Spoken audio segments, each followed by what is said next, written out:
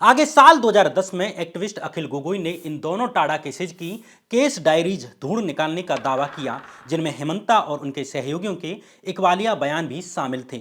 एक कन्फेशन में हेमंता ने कहा था कि उनके उल्फा के साथ लिंक्स हैं और वे एक्सटॉर्शन में मिलिटेंट्स की हेल्प करते हैं। अखिल गोगोई ने हेमंता पर इन केस डायरीज को चुराने का आरोप भी लगाया। उन्होंने दावा किया कि हेमंता ने इन केस डायरीज को अपने एक फ्रेंड के पास रखा हुआ था, जहां से उन्हें ये मिली हैं। साल 2011 में उल्फा ने भी दावा किया कि हेमंता बिस्वा शर्मा उसके मेंबर्स थे और उन्हें कायरता और नॉलेज की कमी के कारण उल्फा छोड़ना पड़ा। इसी तरह साल 2010 में उल्फा के मेंबर रहे कमलनाथ ने दावा किया कि हेमंता ने उन्हें जमानत दिलाने में हेल्प की थी। हालांकि खुद हेमंता बिस्वा शर्मा उल्फा के साथ संबंधों से इनकार करते हैं और इन दोनों मामलों को फर्जी बताते हैं।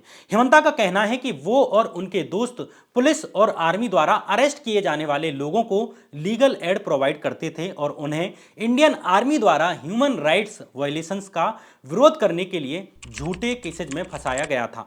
कुल मिलाकर टाडा के 2 केसेज और एक मर्डर केस में आरोप लगने के बाद हेमंता कांग्रेस की सवारी में आ गए और उन्हें तत्कालीन सीएम हितेश्वर सेकिया का खूब साथ मिलता है।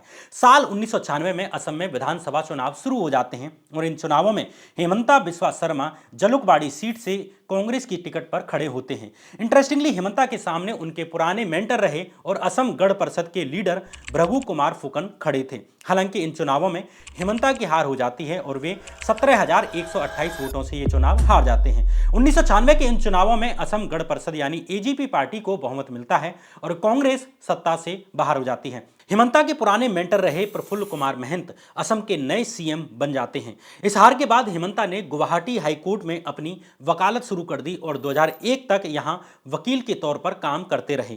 साल 2001 में एक बार फिर से असम में चुनाव आ जाते हैं और कांग्रेस एक बार फिर से हेमंता को जलुकबाड़ी सीट से चुनाव लड़ाती है। इस बार हेमंता ने अपने पुराने मेंटर भृगु कुमार फुकन को 10,000 वोटों से भी अधिक से हरा दिया। 2001 के असम चुनावों में कांग्रेस को बहुमत मिलता है और तरुण गोगोई असम के नए चीफ मिनिस्टर बन जाते हैं। हितेश्वर सेकिया की तरह ही हेमंता असम के नए चीफ मिनिस्टर तरुण गोगोई के भी क्लोज थे। जब साल 2002 में तरुण गोगोई ने अपने मंत्रालय का विस्तार किया तो हेमंता को मिनिस्टर ऑफ स्टेट बना दिया, यानी जूनियर मिनिस्टर बना दिया। इस तरह धीरे धीरे हेमंता बिस्वा शर्मा तरुण गोगोई के राइट हैंड मैन बन जाते हैं। इस समय तक कांग्रेस का भी हेमंता पर भरोसा बढ़ चुका था, इसलिए साल 2006 के असम असेंबली इलेक्शंस में तरुण गोगोई के साथ साथ हेमंता को भी बड़ी जिम्मेदारी दी जाती है।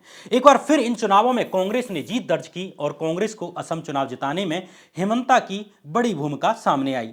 तरुण गोगोई ने भी हेमंता पर भरोसा जताते हुए उन्हें फाइनेंस और हेल्थ जैसी इंपोर्टेंट मिनिस्ट्रीज दे दी।